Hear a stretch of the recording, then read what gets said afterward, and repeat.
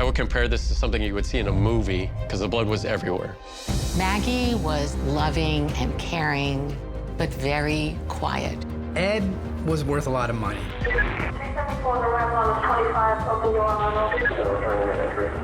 I never seen anything that violent. The whole scene screams rage. The danger of someone thinking they're the smartest person in the room is that they frequently underestimate the people around them. He said to me, if I ever wanted to have the killed, no one would ever find out. The husband, Ed, was not his DNA that they found. The last thing we wanted was to have him found not guilty if he was guilty.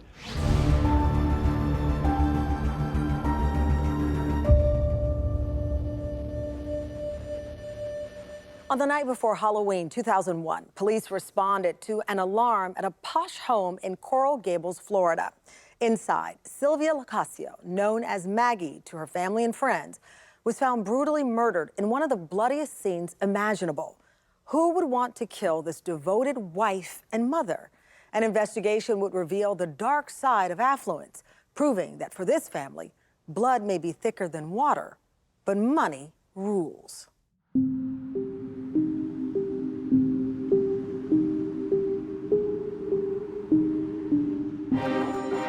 Maggie and Ed Locascio were a very well-to-do, wealthy couple that lived in a really nice home in the wealthy enclave of Coral Gables in Miami-Dade County. For Miami, Coral Gables is sort of like the Beverly Hills of Miami, right? It's a place where, you know, developers and lawyers and doctors have huge mansions, there's gated communities. It really is sort of like, when you say you live in Coral Gables, it's like, you know, wow, how fancy.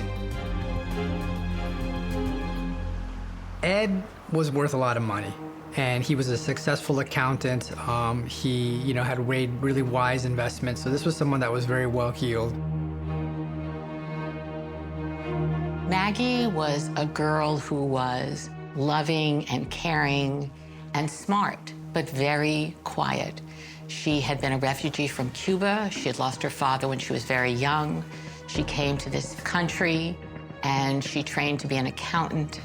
She got married, put her career on the back burner, and raised her son, Eddie Jr.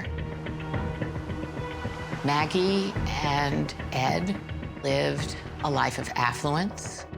They were respected members of the community, but like many people, marriages don't last forever. She suddenly learned that her husband had been cheating on her, and she had the courage and confidence to say, I deserve a better life. So she went ahead and filed for divorce, and thus was launched this sort of bitter, acrimonious relationship. Ed moved from, you know, wealthy enclave to the most bachelor place ever, which was on South Beach. South Beach is where young people go to sort of, you know, have fun and party and live the South Beach lifestyle. He did not go willingly. It was something that was sort of thrust upon him because of his infidelities.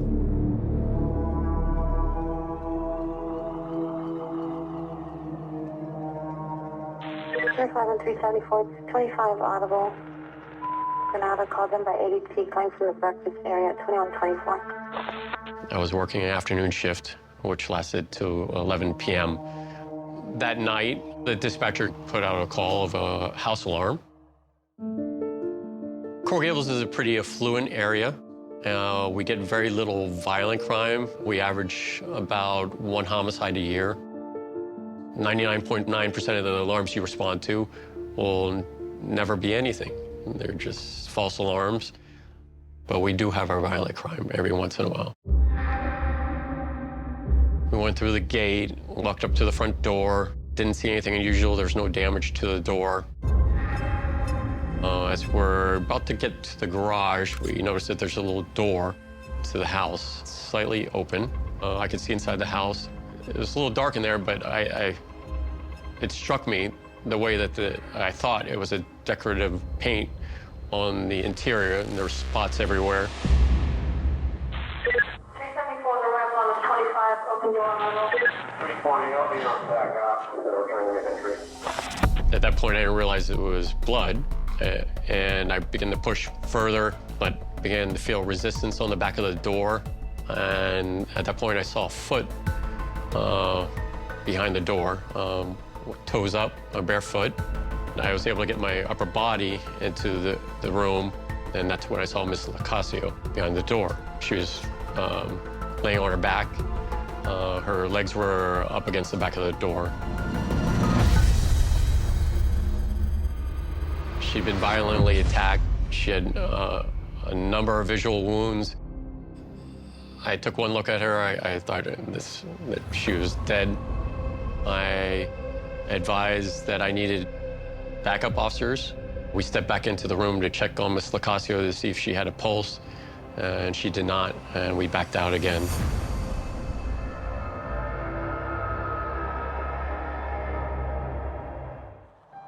Although it's a wealthy community, Coral Gables, they depended on Miami-Dade to do their death cases. When we first were assigned the homicide case, I was assigned as a lead detective. The Coral Gables Police Department already went into the scene and they saw, the homicide situation there. And we also did a walkthrough. There were bloody footprints, there were bloody fingerprints on the light switches.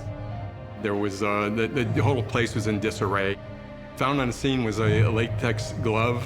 There was an asp, which is it's a metal rod that extends by snapping it forward. It's solid metal. It was actually bent in half and lying there on the scene with her blood on it. I'd never seen anything that violent. I would compare this to something you would see in a movie because the blood was everywhere. It was a very violent scene. There was a lot of blood spatter, bloody footprints. I noticed on the bottom of her feet there was blood, so most likely she's walking around in her own blood. She had been beaten on the head with some hard object consistent with that metal baton. There were 6 stab wounds on her chest, neck, and the abdomen. She's even got some incised wounds in her hands. What she's doing, she's defending herself, but she's so desperate that whoever's attacking her, she's actually going to grab the knife blade, and it goes back and forth in between her fingers. The whole place was in disarray. I was still on the scene. I was on the scene processing it with our crime scene investigators for over 25 hours. On her shirt, actually, you can visualize 3 bloody sneaker footprints. So I know that she had been stomped on at least 3 times. The whole scene screams rage. My gut feeling in a case like this is somebody knows this lady. Somebody's really pissed off. It was a little puzzling to us that the son showed up within a couple, I'd say, minutes of us being there. He came home from college, and he saw all the police cars that were there. And what Eddie Jr. Said to the detectives that my father did this. That was his feeling, that his father did it. With all the trauma that she had, I wanted to look for patterns. For example, what could the police be looking for on the outside if they ever find something? A day or 2 later, a neighbor called and said there was a bag in my backyard, and I thought I should notify the police.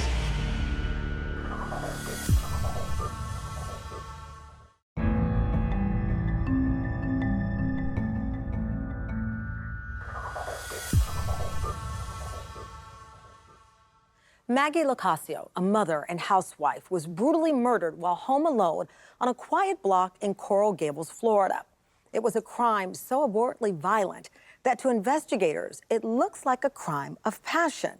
The victim's son, Eddie Jr., immediately points the finger at his father, Ed, who'd been in the middle of a bitter divorce with Maggie. First of all, when you have a homicide case, the person closest to the victim is somebody you always want to keep your eyes on. They may not have done it, but you want to make sure they didn't do it. Eddie Jr. was not somebody who appeared to had the capabilities of even doing this. Even with that thought, we still had to follow up his alibi and where he was and what he was doing. Behind closed doors, this was a very, very dysfunctional family. There was this tension that had been built up for decades. And one of the things that was most striking was that Eddie Jr. didn't call his dad Dad. He just called him Ed. Edward was tough on him because he didn't fit the profile of the son he wanted. His son was, intellectual. He wasn't outgoing. He didn't play sports. And that seemed to cause a big rift between him and his son, and he actually treated Eddie Jr. pretty badly. Ed Sr. clearly did not cherish the privilege and responsibility of being a father. He didn't just delegate the privilege to his wife, but he wasn't concerned about how his contentious relationship affected his son. I mean, he was someone that really threw his weight around, especially because he was like, you know, the breadwinner, right? He was the one that had all the money, and she was mostly a stay-at-home mother, so he could really sort of hold that over her head. She had been scared enough by his abusive, domineering behavior that she actually got a restraining order against him.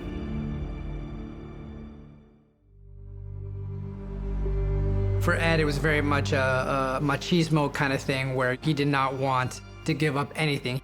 So if you're getting divorced, half of it's going to your former significant other. He had told people, you know, she's not going to get anything from me. In this case, we knew about the divorce from Eddie Jr. Basically, Edward Locascio said that he was home in his condo. That all checked out. As far as the DNA found on the scene with Ed, he, of course, lived in a house. So there might have been DNA. Eddie Jr., he lived in a house also. So it would have been not unusual to find their DNA there. At that point, we did discuss different angles. We discussed other leads that should be done. It was a slow process, but we wanted to get it right also. Doing an autopsy is a medical procedure, but it's also part of the investigative procedure. And with all the trauma that she had, I wanted to look for patterns, because patterns will help you rule in or rule out a weapon. For example, what could the police be looking for on the outside if they ever find something? It was unusual because it took me 2 full days.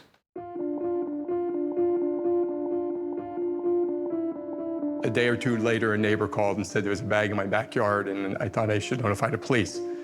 We recovered the bag. There was identification of the victim in a bag of Maggie Locascio, one of the murder weapons, and of course there was bloody clothing in there. When we canvassed the area and talked to witnesses there, approximately 2 blocks away there was a family, and it was right around Halloween time. And during that time, they ended up seeing a vehicle drive down the street, drove very slow. At that time, they saw a Coral Gables police officer at that intersection around the area where this, it was a pickup truck where it stopped. One of the officers left the station. He was coming down a side street just north of our location, and he came to a 4-way stop, and coming towards him was a pickup truck, and the truck was approaching him very slowly, and he found it to be very odd. The truck made a U-turn, including going into our yard. And when he made a U-turn, the police officer was responding to an alarm in progress because the house alarm was set off in a house. He left the pickup truck and came to my location. He told me, hey, I just saw this pickup truck 3 blocks north of here. And I immediately blew him off. I go, I don't care. I have this lady here who's just been murdered. I didn't think they had anything to do with each other. We also spoke to another neighbor who was out walking his dog. He saw a figure of a man in the dark, walking to the west, away from the house. So by going around the block, he would have been able to get back to where his pickup truck was. During that time, Ed is going about his normal life. He's running his CPA business. At some point, information was given to us by an employee of Ed Locascio Sr. that his brother had been in town from North Carolina. Michael Locascio was sort of like the black sheep of the Locascio family. He was someone that was not a well-to-do accountant. He was not someone that lived in the fancy, suburbs of Coral Gables, but was someone that had struggled with a drug problem. He was someone that was sort of like, the embarrassment of the family. Michael had been arrested in the past for petty-type crimes and frauds and thefts, and he rarely got in touch with Edward Sr. Prior to that, he would come into town maybe once a year, maybe for a birthday or a special event. And all of a sudden, he came in 3 weekends in a row, and she was killed on the 4th weekend. That right away caused suspicion on our part. That's when they started to learn about this brother, Michael, and that he drove a white pickup truck, and that white pickup truck, of course, was seen at the scene of the crime, and so there was this, obvious nexus. We actually saw him on a video camera, and in that video, you can see dark spots throughout his back and on his lower side. Michael, after the homicide, goes to Eddie's house. Why would he do that?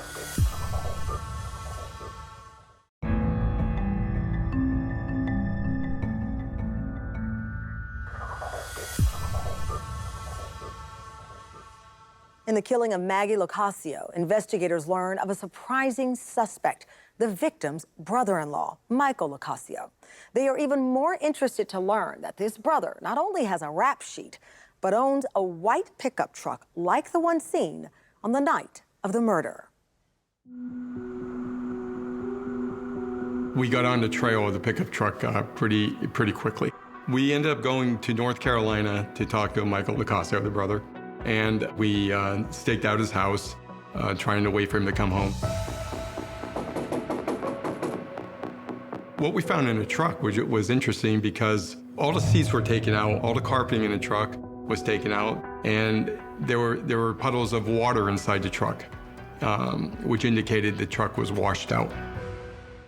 So what was important was the DNA from the green bag that was found coming back to Michael Locascio also, and of course the victim's blood. Her DNA was found on the clothing as well as Michael Locascio. After the DNA came back, we got an arrest warrant for him. The evidence was there, and we knew he did it. Michael really was a pitiful figure in this whole terrible story. He was the one who inflicted the fatal blows. He was the one that kicked and stomped and choked and stabbed Maggie. Michael Locascio drove to Coral Gables on the night of the homicide, and he parked his truck about a block away from where Maggie's house was. Through the investigation, we determined that she pulled into her garage. Michael slipped in beside her car before the door closed. She went inside of the house. It looked like she was starting to cook something when Michael confronted her in the house.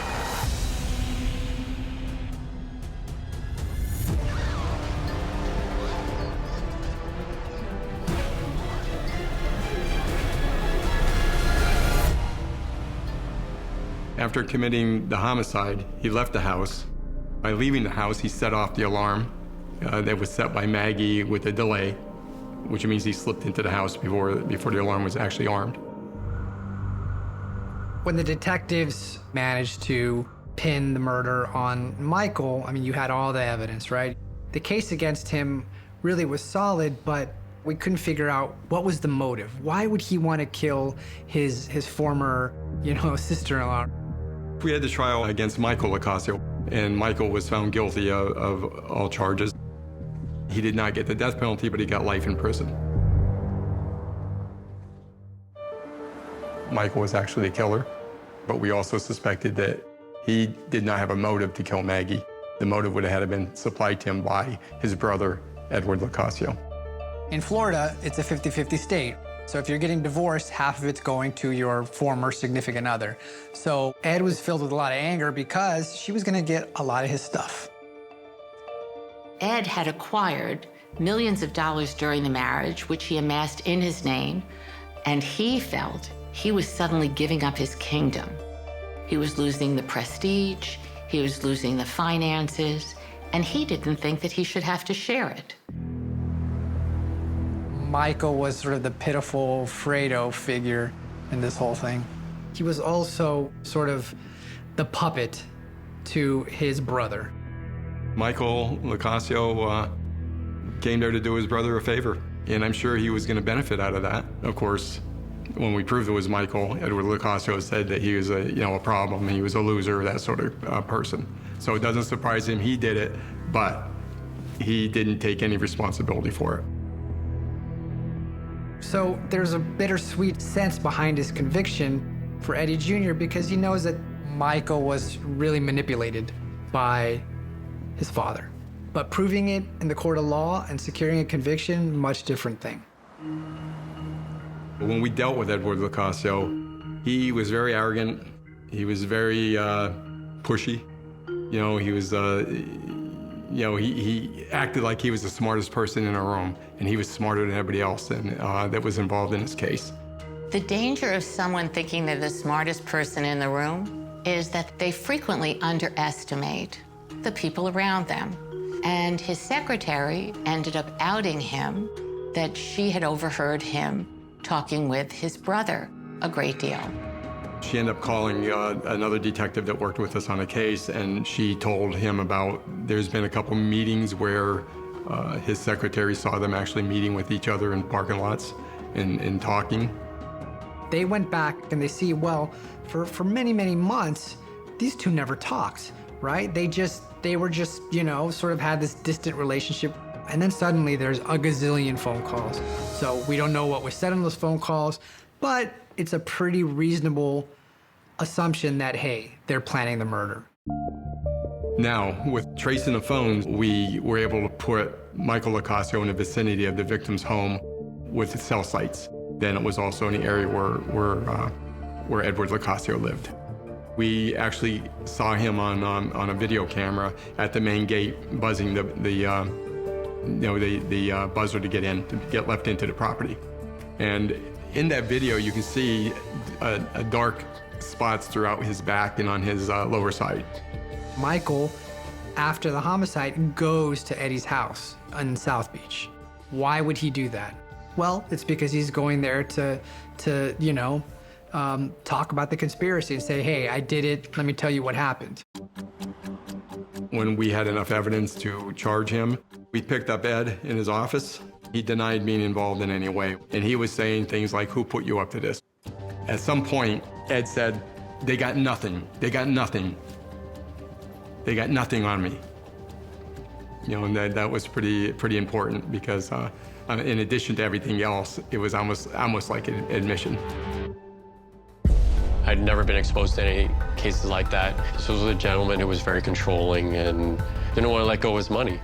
He was talking on the phone with his brother, and he said to me, if I ever wanted to have the killed, he could have it done and no one would ever find out.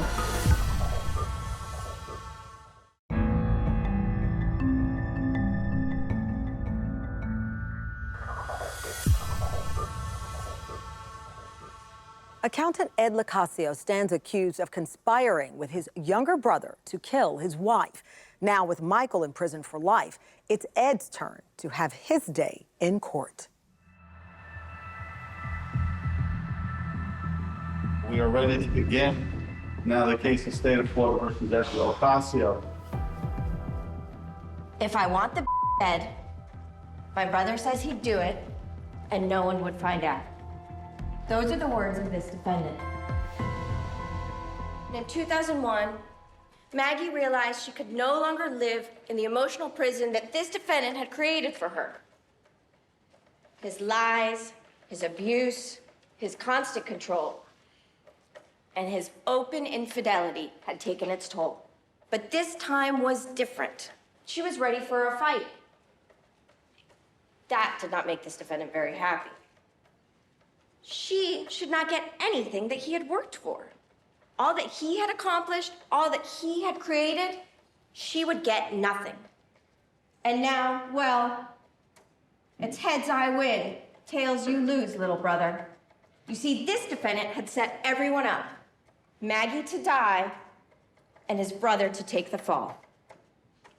Ed and Maggie Locascio just wanted to get divorced.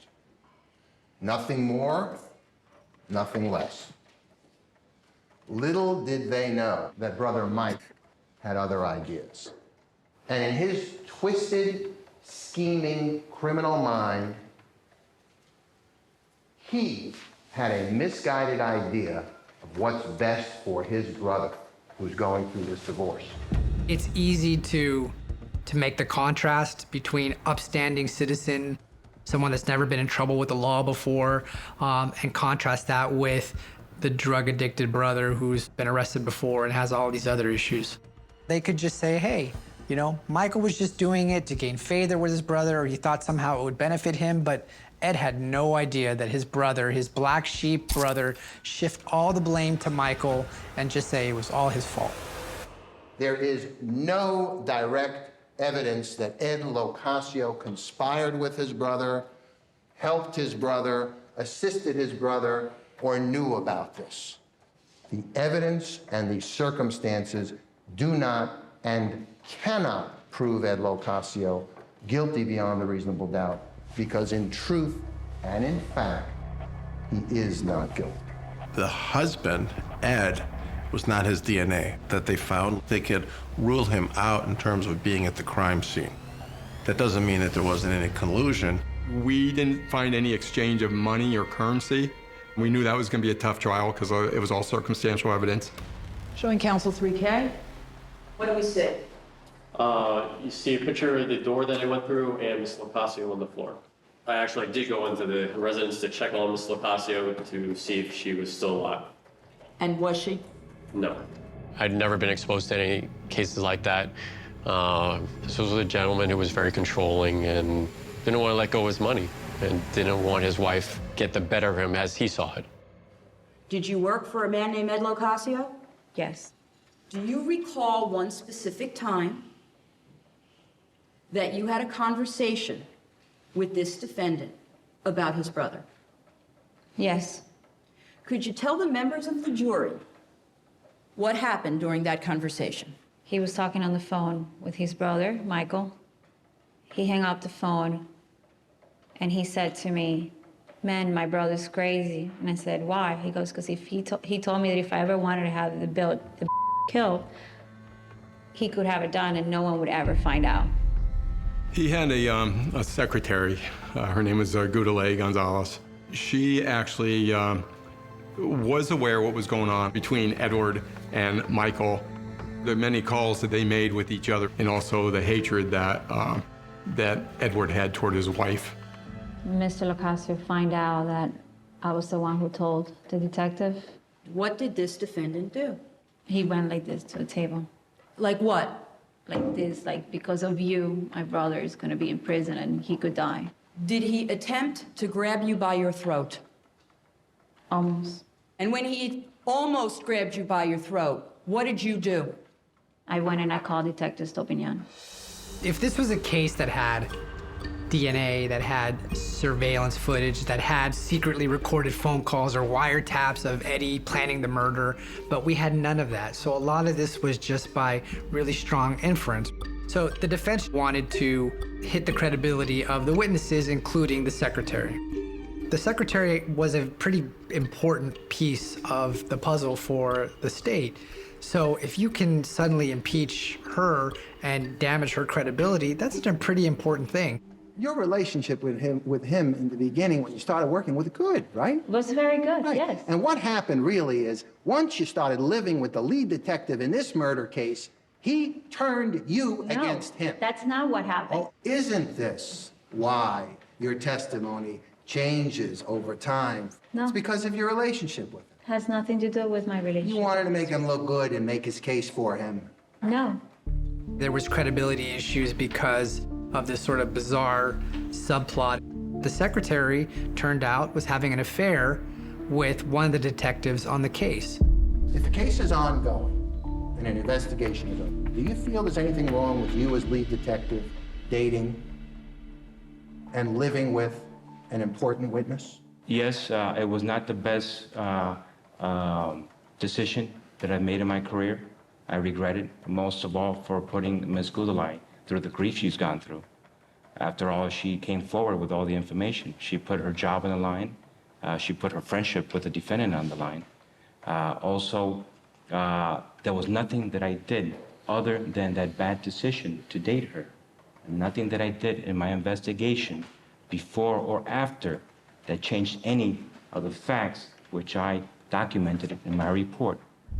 The relationship between the secretary and Detective Estopan absolutely jeopardized the case. Jurors are sharp. They can understand what it means when it comes to the detectives and witnesses and credibility. That's very strong, powerful stuff for the defense. You eventually broke up, correct? That's correct. For things nothing to do with this case, correct? That's correct. And if you didn't break up and you continued to live with her and no one complained, to this day, you would still be living with her, right? That's correct. And you'd be testifying in a first-degree murder trial, and your star witness in the case you're living with. You see nothing wrong with that. I explained that it is wrong. So if it's wrong, why didn't you stop it? I can't think of testimony that would be more compelling than to see a son testifying against his own father. He told her, "I will kill you, I will end you, and I will destroy you."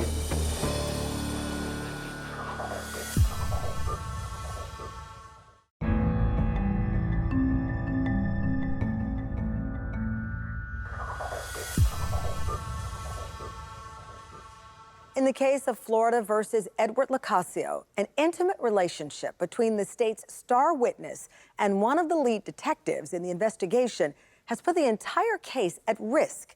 But the prosecution is determined. According to the testimony of people close to Ed, he was truly capable of having his wife, Maggie, killed. Through the investigation, we determined that Edward was actually dating a young lady. And they had a falling out, they had a big fight. Yo le dije, oh, yo vi a tu esposa la noche que, yo vi a tu hermano la noche que mataron a tu esposa. Oh, I told him, oh, I saw your wife. Well, I told him, I saw your brother the day the night that they killed your wife. And did you say anything about giving the information to the police? ¿Y le dijo usted alguna cosa de dar información a la policía? O si la policía me preguntaba a mí, yo iba a decir que yo vi a su hermano. No, if the police would ask me, I was going to say that I saw his brother. Did you tell this defendant that? ¿Usted le dijo a este acusado eso? Sí. Yes. What did he say? ¿Qué le dijo él? Que si yo llamaba a la policía me podía pasar algo peor de lo que le pasó a su esposa. That if I called the police, something worse than what happened to his wife would happen to me. That in itself wasn't enough evidence, but combined with everything else we had, all mounted for circumstantial evidence to prove a case against him that he was the one behind Maggie being killed and why she was killed. This time the state calls Edward John Locascio. I can't think of testimony that would be more compelling and dramatic than to see a son testifying against his own blood father. And basically saying, yes, this is the man that I believe murdered my mother. Now, during the time prior to your mother's murder, did you see your parents interact? Yes. And did you witness any yelling? Oh, yes. Did you witness any physical unwanted touching? Yes. Tell the members of the jury what you saw. He would grope her breasts and her vagina. He said to make her feel like meat. He would push her in with his chest to try to move her body around because she was a rather frail person. I'll never forget just how candid and earnest he was. I'll never forget he knew right away when his mother died, his father was behind it. Even though it took a while to get there, he knew it. He told her,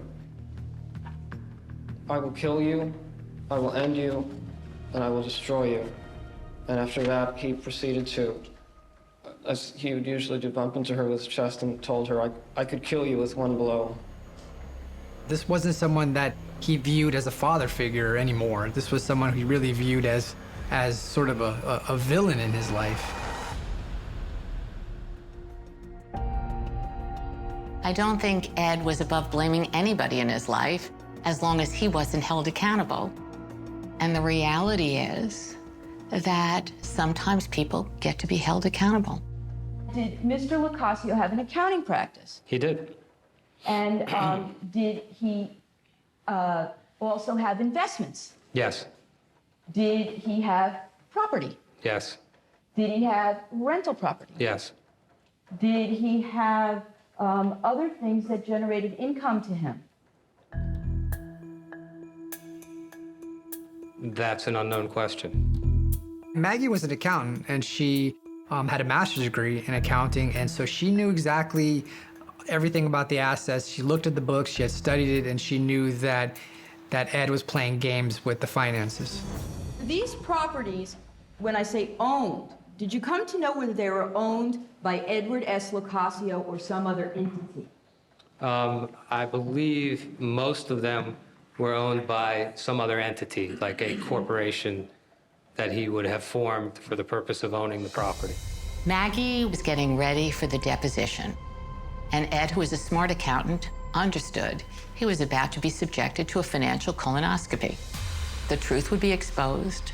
The financial facts, which had been covered through corporate structures, would enable her to get what she felt she deserved. Do you remember what the date of Mrs. Locascio's deposition was scheduled for? I believe it was set for October 31. On October 31st, did Mrs. Locascio's deposition take place? No, Well, why not, Mr. Moore? because Ms. Locascio was murdered on the 30th. It took several years to eventually charge Edward Locascio. The last thing we wanted was to have him found not guilty if he was guilty.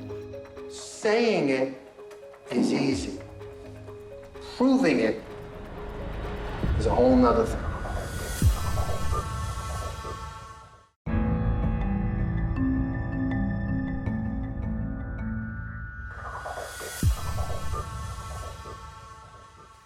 The prosecution has tried to prove the motive in the case against Ed Locascio. Not only would he have had to split his multi-million-dollar estate with his wife, but also Maggie was only one day away from exposing her husband's financial deceit. Soon, a jury will decide if it's enough to convict a man of murder without any physical evidence. This case is very simple, actually. This case is about a person who was getting divorced that didn't want to share it because he thought it was all his. And if he was going to be forced to share, she wasn't going to share alike. That, ladies and gentlemen, is motive. Michael Locascio has no motive. There are no reasonable explanations of innocence. None. He is a principal to all of the crimes. Let your verdict speak the truth.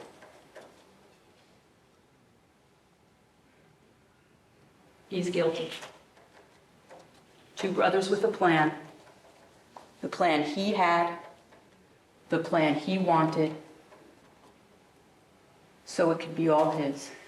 He's guilty of murder in the first degree, of armed robbery, of burglary with an assault and armed, and criminal conspiracy. Because without him, there would have been no crime. Thank you. The prosecution was stitching together all of these reasons as to why, right? Obviously, we don't have Ed at the scene, but they managed to stitch together all of these pieces and weave it into a really strong circumstantial case. The idea that Ed Locascio conspired Michael Locascio to do this, I say to you, ultimately is just simply completely unreasonable. To announce that my brother's so crazy he can kill the to get messages from him, to bring him to Miami, to introduce him around, to tell him to come back to the apartment so his picture can be taken. Does any of this make any sense? When Ms. Levine gets up here and is so positive and tells you this is how it happened, saying it is easy. Proving it is a whole nother thing. None of those people are on trial here. This man is on trial. This man is on trial. And he's presumed innocent.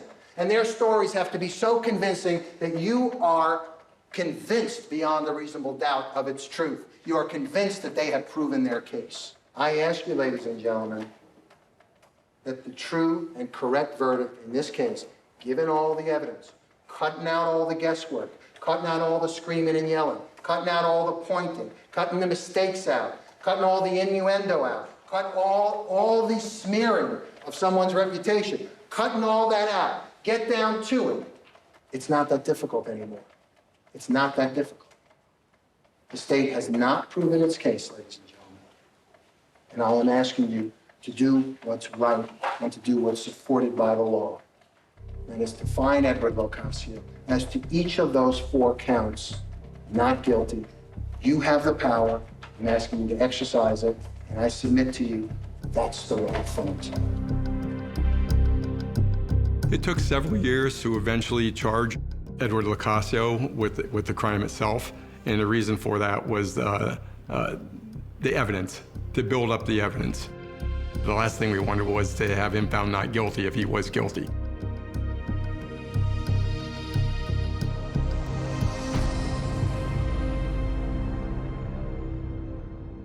Okay, ladies and gentlemen, I understand you've reached a verdict. Is that correct?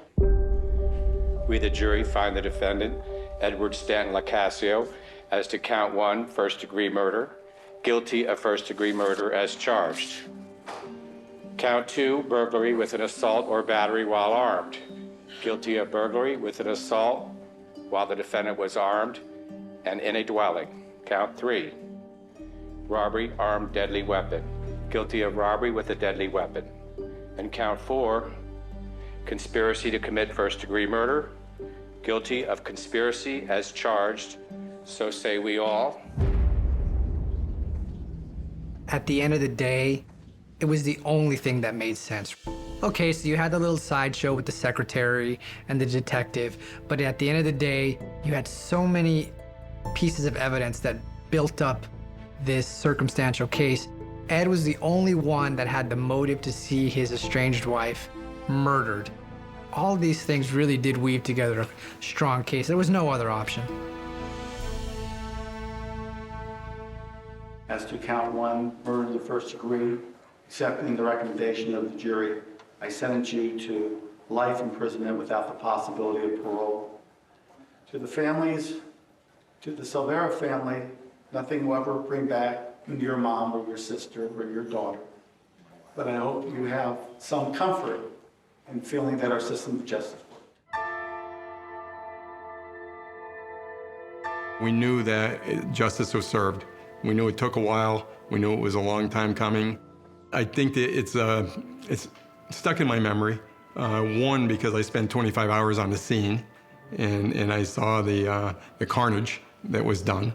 How a situation like a divorce could lead to something so brutal. He had a charmed life, and he flushed it down the toilet for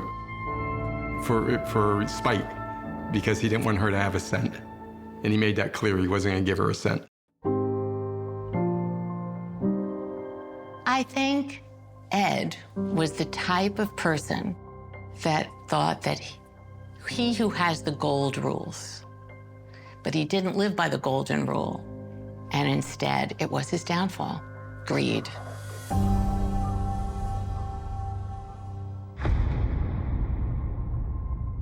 Michael Locascio is currently serving out his life sentence. Eddie Jr. ended up completing medical school and became a doctor. I'm Tamron Hall. Thanks for watching Someone They Knew.